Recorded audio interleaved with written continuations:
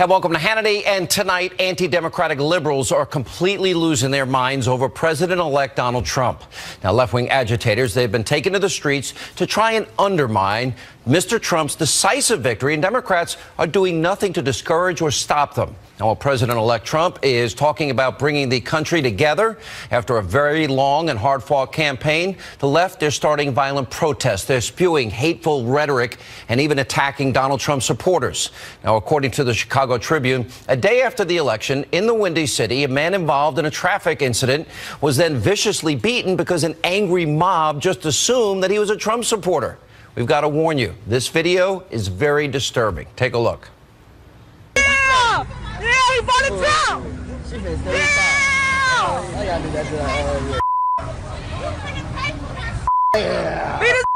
Don't vote Trump. Don't vote Trump. Beyond disgusting, but the left apparently doesn't think it's worth condemning. Now, the Chicago Tribune is also reporting that the man did, in fact, vote for Trump, but there was no way the attackers would have known that because he never told them. Again, they apparently just assumed he was a Trump supporter. And last night in Portland, Oregon, dozens were arrested after police say left-wing agitators started a riot by attacking drivers and smashing cars and destroying businesses. So where are the Democrats? Where are the leaders? Where's Hillary? Where's Obama on this? Why aren't they speaking out against this unpatriotic behavior? Now, Democrats love to claim they're all-loving, the all-inclusive party, but I guess that only applies when their side wins the White House. And what happened to the Democrats' campaign theme? You know, remember, when they go low, we go high? Remember, it wasn't too long ago they were saying this. When someone is cruel or acts like a bully, you don't stoop to their level. No, our motto is, they go low, we go high. So we're going to take to heart the words of our wonderful First Lady, Michelle Obama. When they go low, we go high.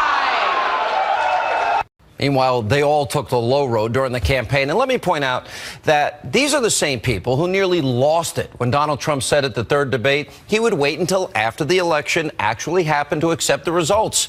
Well, they expected Trump to accept the election results, so why won't they?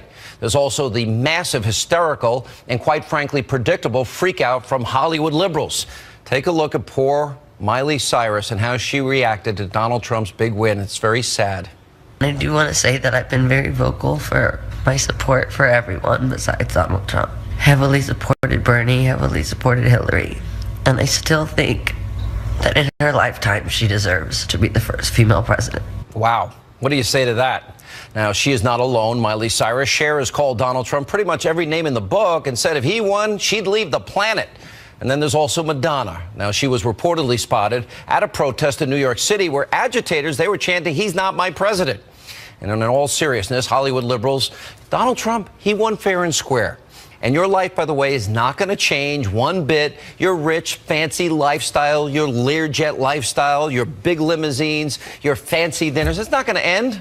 The world isn't going to end. You're going to still make millions of dollars on your crappy movies and do every single thing that you normally do. So enough of the little baby temper tantrums that are going on here.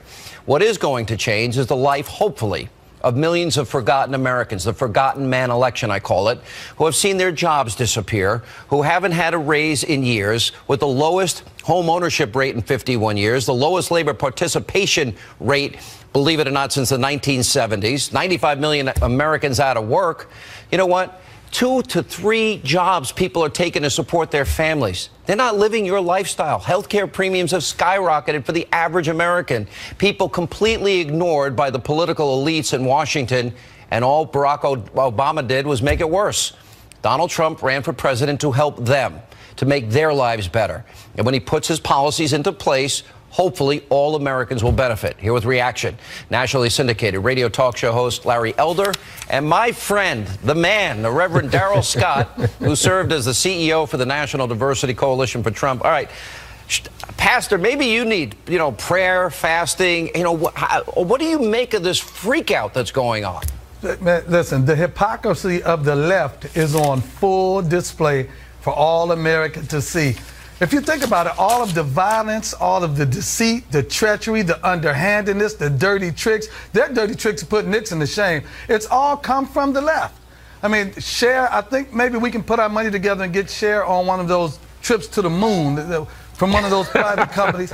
Send her to the moon. Miley, She needs to go somewhere, be with a regular wrecking ball or whatever. But you know what? I think the protesters are protesting against the wrong person.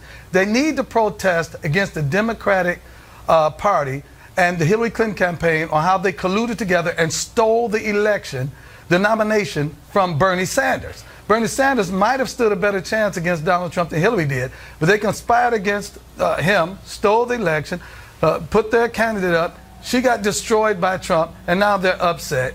And it's nothing they can do but whine and tear up something. We see where all the violence is from. We see where all of this is coming from. They can't hide it anymore. They can't blame Trump. Trump ran a clean campaign. They can't blame Trump for this one. You know, one of the things I think got underreported, Larry, was his New Deal for Black America, for African Americans.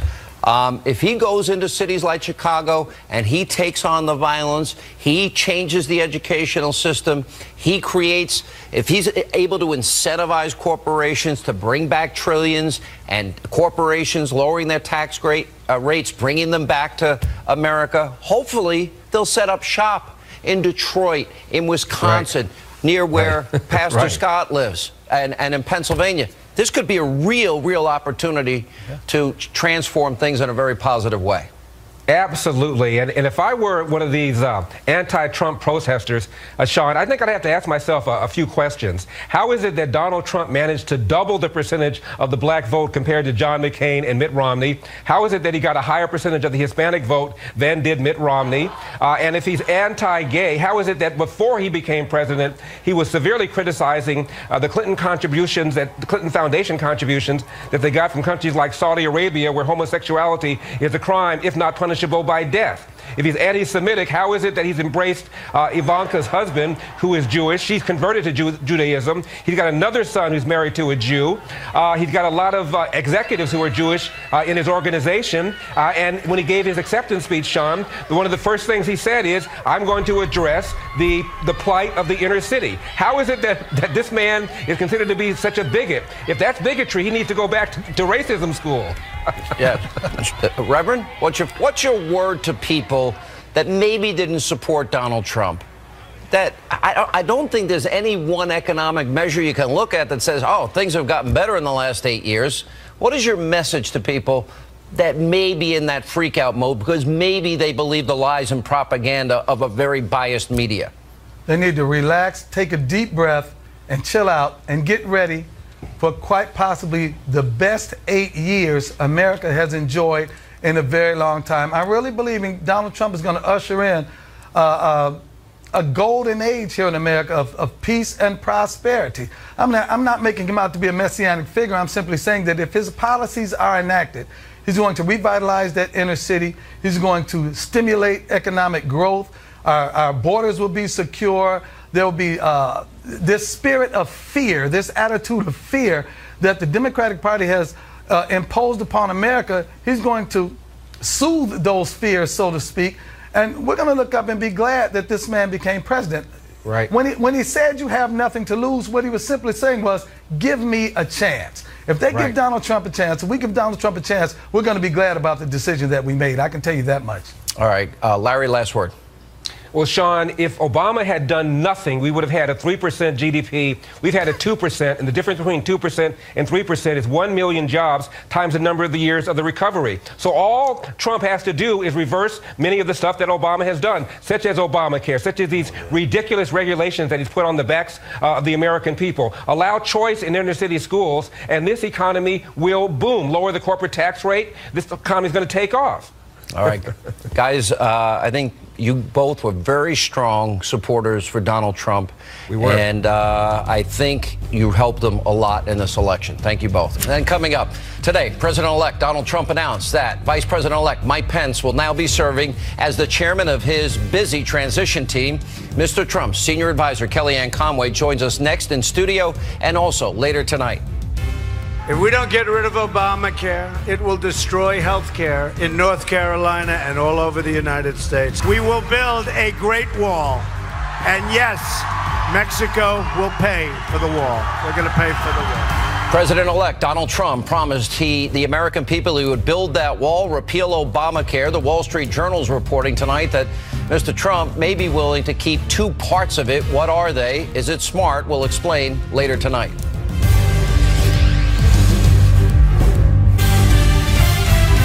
We have the greatest negotiators in the world. We have the greatest business people in the world. We're going to use these great business people. Carl Icahn endorsed me, so many others. We're going to use our great leaders, our great business people. It's time. President-elect Donald Trump on the campaign trail promising he will surround himself with great people when he enters the White House. And earlier today, Mr. Trump announced that Vice President-elect Mike Pence will now serve as the chairman of the presidential transition team. And his family will also be a part of it. Joining us now with reaction is the president-elect's senior advisor, Kellyanne Conway. Listen, a lot of people have been calling me today about transition this, transition that. Why don't you just tell us? We'll ask you straight up. What's going on? Well, we're trying to form a federal government, and it's up to President-elect Trump to choose those advisors he wants around him on his senior team, key positions, cabinet. It's a very big task, but it's one that's been worked on for many months away from the campaign, Sean, by the transition team that was originally headed up by Governor Christie, who still serves as the vice chair. But it makes perfect sense to have Vice President-elect Mike Pence with this role because, first of all, most of the transition will go on in D.C., some of it here in New York, but also because Mike Pence will be the vice president. So you've got a lot of familiar faces, a lot of familiar names on that list, those of us who have been here, those who have been trusted advisors, elected officials for Governor Pence and for Mr. Trump, and we're just excited to see how Mr. Trump forms his government and his team. I guess the fear that I heard from some people was that will Donald Trump put people maybe that weren't as loyal to him during the campaign and surround himself with people, I would argue, the cut and run people. You know, they're there now, but they weren't there during the tough moments in the campaign. Is that a possibility, or that won't happen? Well, we all know Donald Trump values loyalty. It's very important to him, and he is loyal to people in return. But in addition, you want to find people who are qualified and effective to do the job. And I think those are probably the two major criteria for him. I will tell you that there are very talented men and women who were part of his campaign and, frankly, who were part of his outside advisors or folks who just supported him and did so vocally and visibly. And if we're hearing from many of them, there's a process in place. We have an executive director who's working tirelessly to process some of these credentials and see where we are. But I think the most exciting thing that happened this week is the people have spoken. They had an election that's for them, Sean. I mean, I've been in polling for decades. You've been doing this for decades. People finally got their wish. They got the outsider. They got the non-politician. They got somebody who is going to go to Washington as our president, who owes no one anything. And that is truly an election for the people, of the people, and by the people. You know, there's always what we call a honeymoon period. I suspect in Mr. Trump's case, it may not be as long as he probably hopes for. To me, his job is probably simple, and it's probably something he's used to. In other words, he made very strong commitments about Supreme Court justices, about refugees, about the wall, about Obamacare, about energy, about education, about our vets, about national defense and national security. To me, if he just follows that list, I would think those people that supported him will be happy. Made promises about taxes, corporate tax rates, repatriation of trillions. If we could send that money to Michigan and Detroit, and we could send it to Wisconsin and Ohio and Pennsylvania, those most depressed areas, people that would want to build factories and manufacturing centers, I think we could see a much quicker recovery than maybe we even saw during the Reagan years. Is that something that's on the table?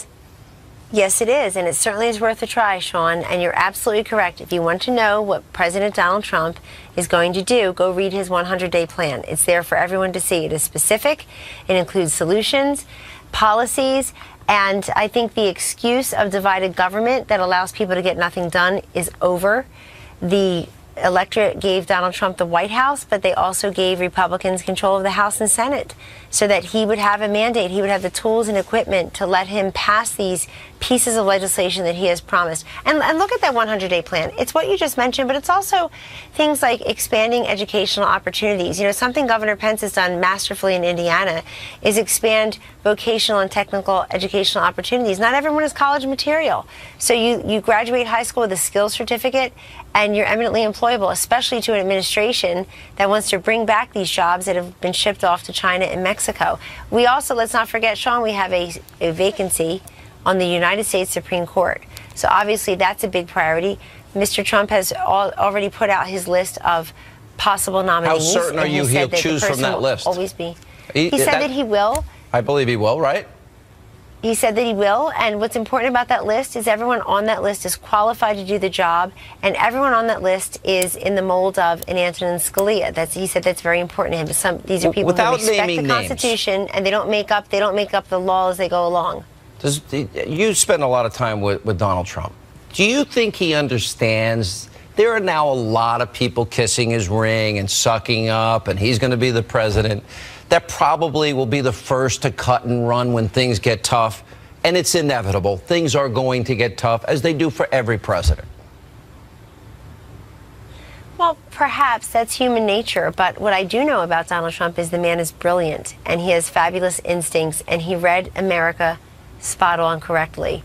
And his messages, and him as a messenger, and even his delivery system through these rallies and through digital communication, some advertising, but really just his personal delivery system and his delivery style is what resonated.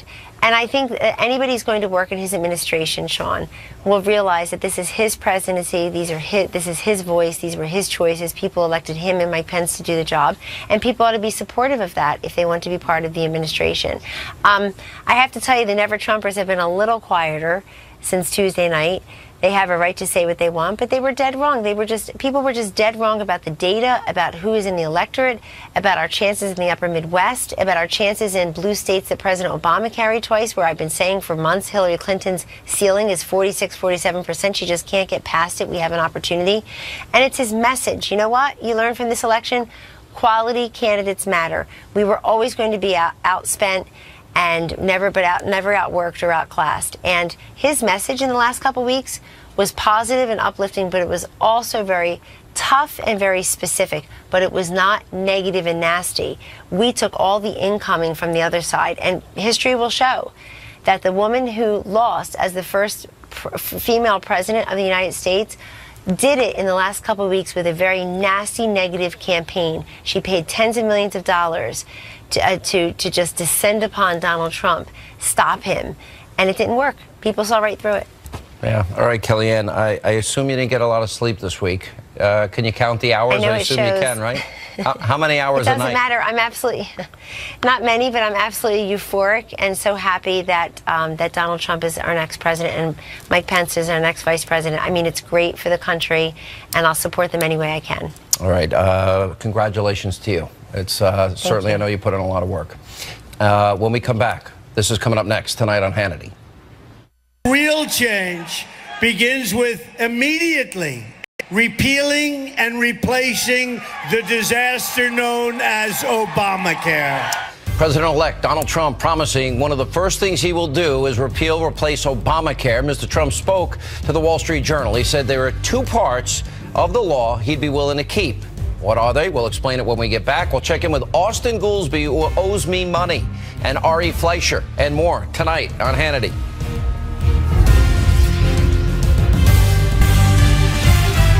As you all know, real change begins with immediately repealing and replacing the disaster known as Obamacare.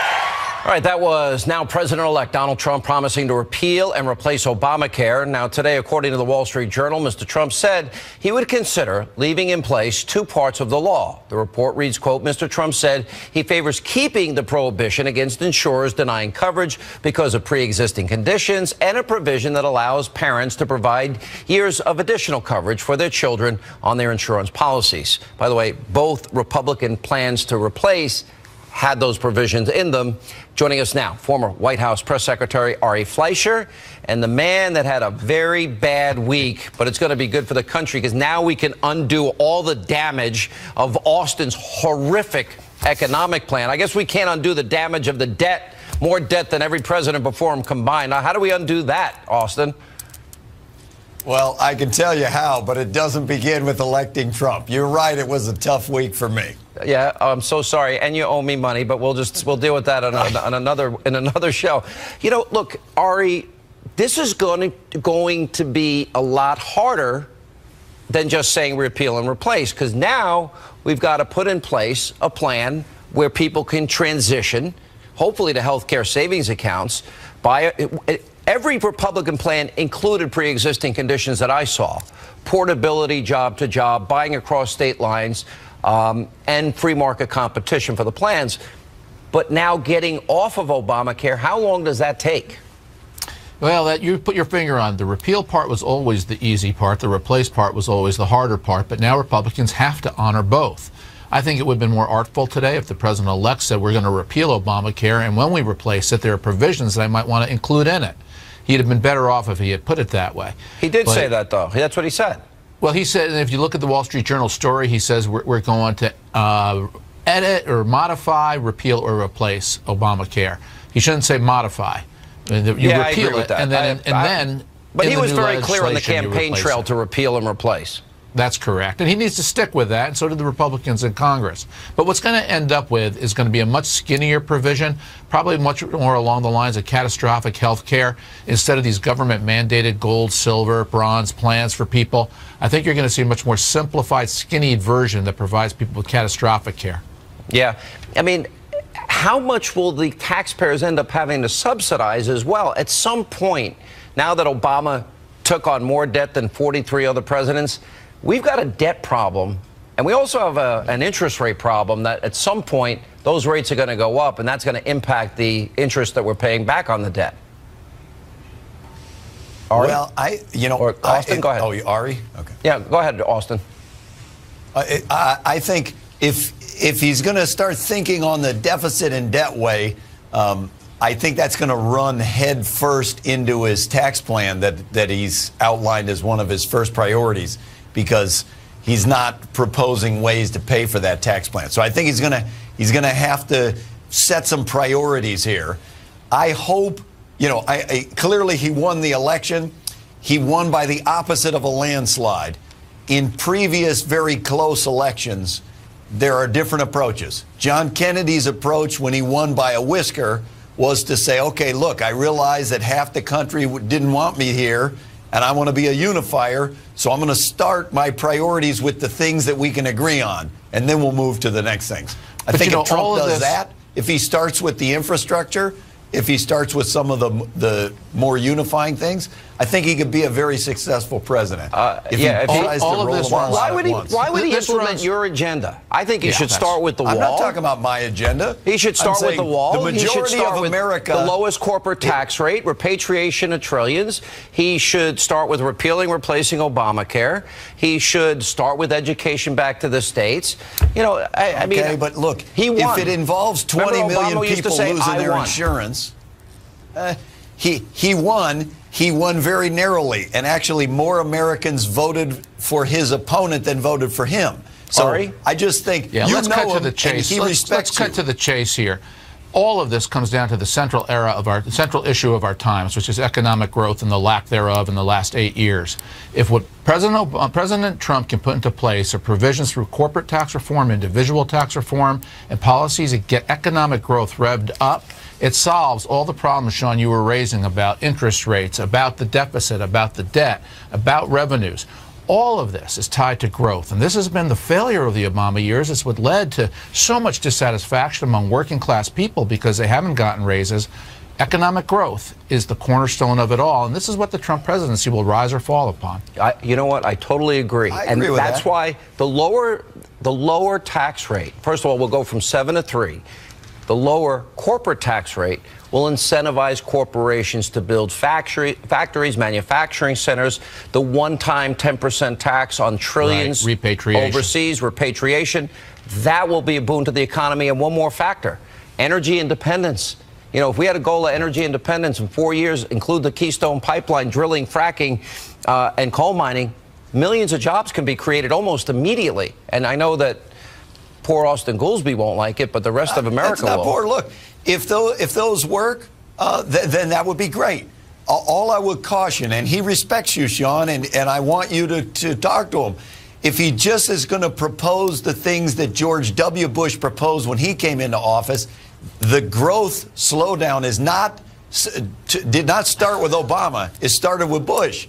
And it started if with he can Clinton. break out of that, that'd be great. I want him to break out. No, Austin, absolutely not. The growth slowdown started in the summer of 2000. As you know, George Bush inherited a mild recession. September 11th turned it into an even worse economy, and the economy boomed from 2003 to 2007 as the Bush tax cuts took place. It barely boomed and was followed by the worst downturn of our lifetimes. Wrong. We can agree on that. All right, we got to let it go there, guys. Well, the Community Reinvestment Act definitely played a part in hurting the economy, and Bush paid the price. Yes.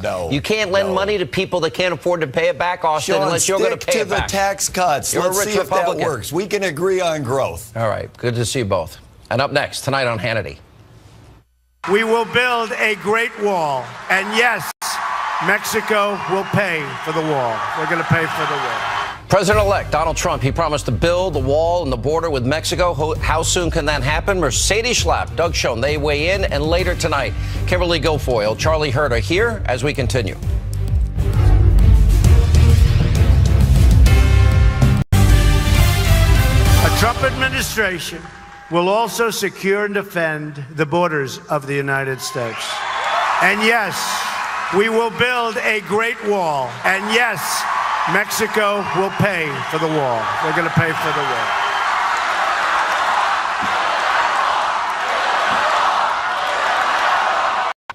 That was President-elect Donald Trump earlier this week promising America and the American people he would build a wall with Mexico. How fast can that happen? Here with reaction, Fox News contributor Mercedes Schlapp and former Clinton pollster, Fox News contributor. In the end, he couldn't pull the lever for Hillary. Doug Schoen, how are you? I'm very good, Sean. Look, it's one thing to run. To me, it's simple. You make a checklist. Right. Supreme Court, refugees, cutting taxes, corporate rates, repatriation, build the wall, eliminate Obamacare, health savings accounts, education back to the state, energy independence. You make your list and just start checking off what you promised. Right. He's got to do two things. Be true to his base, which is exactly what you say, implement the agenda, but most of all, create jobs, lower taxes, promote economic growth, and put working people who went on a limb for him, as I did myself when I distanced myself from the Clintons. He's got to let them know that he's got their back. He's working to create jobs. Energy independence, Mercedes, stopping the competition for jobs, building that wall would be a part of it. But energy independence, I think, is a huge component, potentially millions of jobs, added bonus national security, but also those tax cuts and repatriation. If he does those, and Obamacare being eliminated, those are three huge components to economic success in my mind. Oh, absolutely. I think you're going to see that obviously immigration and health care are going to be two of the top priorities that now you'll have Congress and the president working together to get this done. But I think the tax reform component is incredibly important when you look at the fact that if you can lower the corporate tax to that 15%, where the companies can feel that they once again can invest in America, where the capital is their capital is not all tied up, and also the fact that if you're cutting those regulations, which we know have strangled so many businesses and so many small businesses, if you unleash that potential in terms of the business productivity and be able to bring in more Americans to work, I think it's huge. I think it's incredibly beneficial. All right, when the wall starts getting built, is the left going to go insane? Look, there are parts of the agenda, parts, I underscore, that the left can support, which is to restrict immigration and build and provide ways to do that. The left also can support an infrastructure program, tax reform for repatriation, getting rid of the carried interest. They'll support that? They should if they're smart. If they go to Keith Ellison, if they go hard left, it could be the end of the Democratic Party, as we know it could be for me. All right, Mercedes, last word. And you have to remember, Sean, that I think where you can find common ground with the Democrats, actually with the Elizabeth Warren faction, is on trade. The fact that TPP will be dead under President Trump. And the fact is that, you know, the Republicans might not feel too comfortable with that, but it does allow Trump to have the edge of saying, look, we're going to renegotiate these deals and these trade deals, and it's going to be to benefit the American worker. All right, real quick, I got to let you go. But listen, Mercedes, you and Matt might now be invited back to the parties again. I wish you luck. You know what? The most important thing is that the American people won, Sean. That's all we care about. We have a chance to fix this mess, and Absolutely. it's a mess. And you know what? Democrats can come with part of this to make this really a great country. I'm not counting on that, but we'll see. I'm going to say it's got to happen. I agree with that. It's good for America. It would be good for America. And when we come back, Hollywood celebrities are in complete, full-on meltdown mode because Donald Trump will be the next president. They need to pull it together. We'll try and help them. Kimberly Guilfoyle, Charlie Hurt, and more as Hannity continues. Chelsea Handler, Seth Meyers, Miley Cyrus all cried. According to the New York Daily News, Cher, Madonna, Mark Ruffalo actually took to the streets with fellow anti-democratic disruptors to protest the election results. Then, of course, Cher previously stated that she would leave the planet if Trump was elected. I hope she now has a spaceship available. Joining us now with a reaction from the Washington Times, Fox News contributor Charlie Hurt and the co-host of the hit show The Five, Kimberly Guilfoyle. I am willing to pay, charter a plane for these celebrities. Yeah. In a way that they're accustomed. Yeah, you're not even saying first class. You're saying charter a plane. Pay for the. What about Cher's spaceship? Can you get one? I can't get a spaceship. And I'll put on champagne and caviar and steak. But I have one stipulation. Yeah. They have to agree not to come back. If they come back, they have to pay me 4 times what I paid. One way. Right? Exactly. I mean, it's so silly. What's wrong with these people?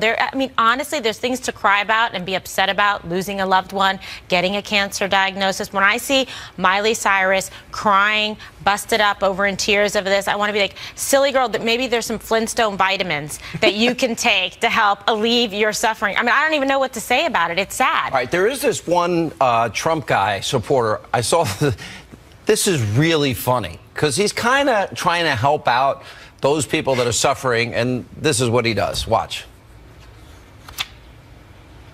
To all of the Trump haters, all of the Hillary Clinton supporters, all of the people that said that my Trump was gonna lose. So I say to you this morning, the day after election,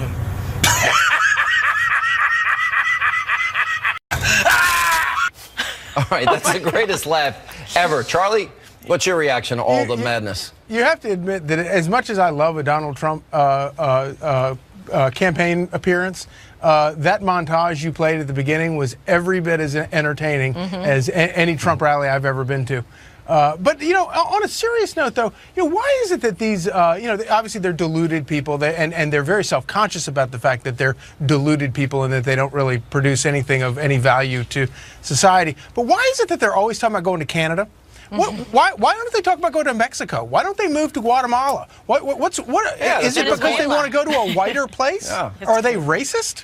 Yeah. Wow, that's a good point. By the way, I don't think Canada wants Lena Dunham. I don't think she's necessarily. They're going to build a wall. You know, one thing the three of us have in common. People have been asking me all week, "Oh, you probably feel great."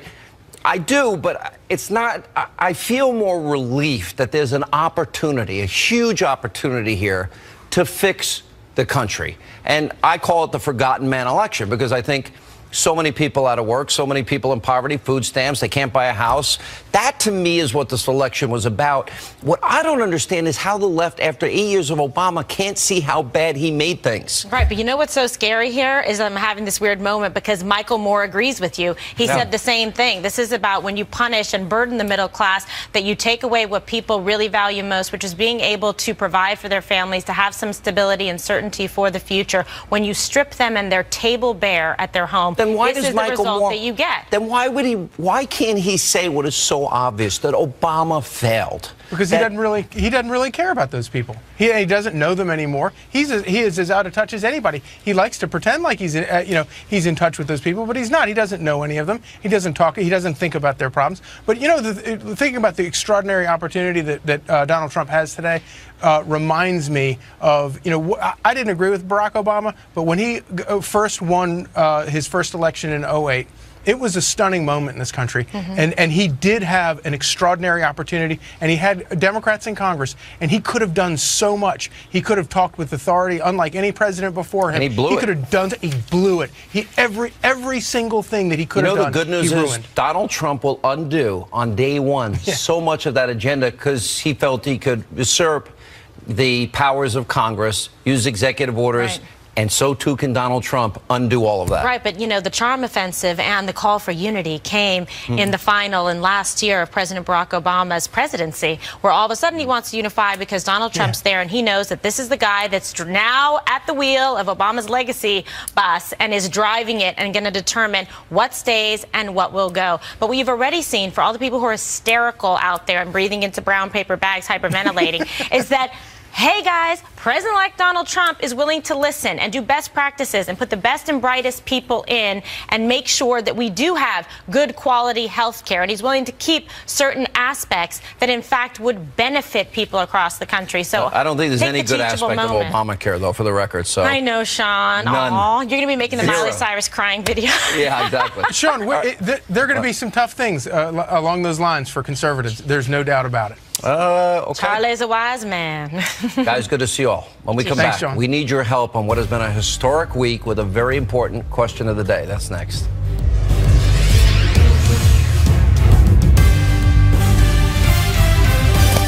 Welcome back to Hannity. Time for our question of the day. Who would you like to see in the Trump administration? Who would you like to see him surround himself with? Just go to Facebook.com/Sean Hannity, at Sean Hannity on Twitter. And before we go, we want to wish all of our veterans a happy Veterans Day, and we want to thank you for your sacrifice, for your service. What a week it's been. Very historic. That's all the time we have left for this evening. Hope you have a great weekend. We'll see you back here on Monday.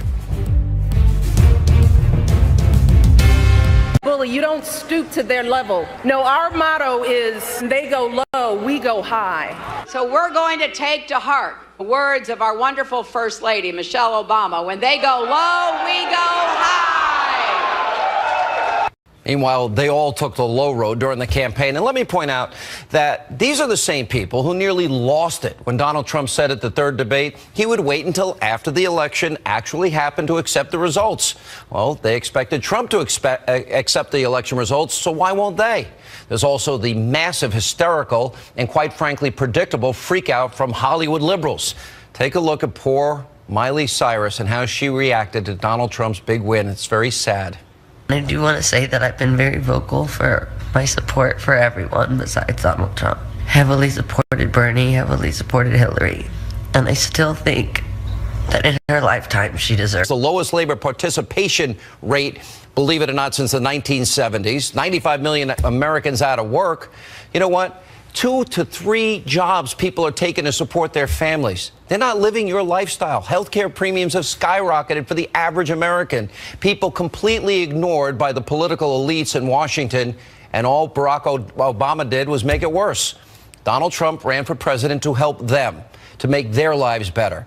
And when he puts his policies into place, hopefully all Americans will benefit. Here with reaction, nationally syndicated radio talk show host Larry Elder and my friend, the man, the Reverend Darrell Scott, who served as the CEO for the National Diversity Coalition for Trump. All right, Pastor, maybe you need, prayer, fasting. What do you make of this freak out that's going on?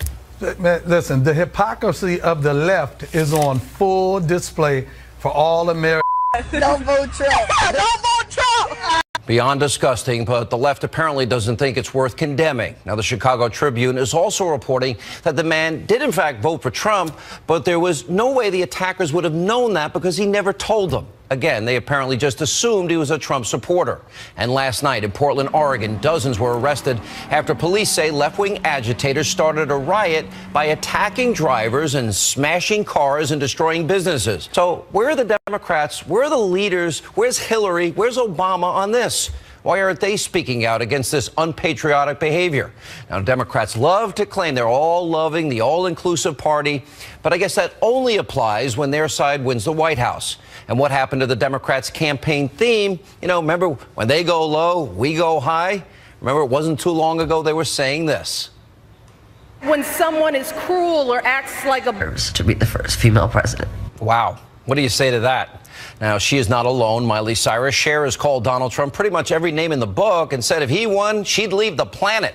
And then there's also Madonna. Now, she was reportedly spotted at a protest in New York City where agitators, they were chanting, "He's not my president."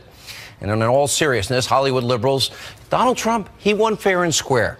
And your life, by the way, is not going to change one bit. Your rich, fancy lifestyle, your Learjet lifestyle, your big limousines, your fancy dinners, it's not going to end. The world isn't going to end. You're going to still make millions of dollars on your crappy movies and do every single thing that you normally do. So enough of the little baby temper tantrums that are going on here.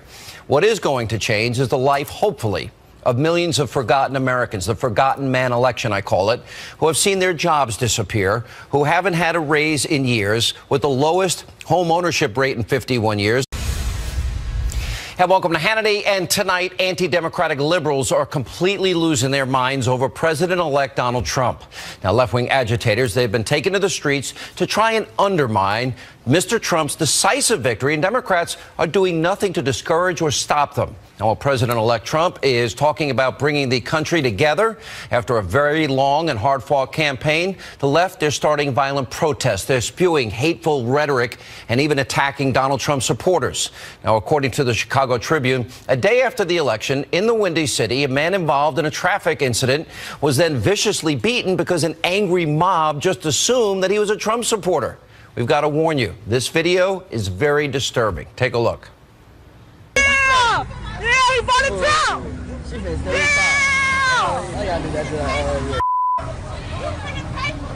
Yeah. Beat his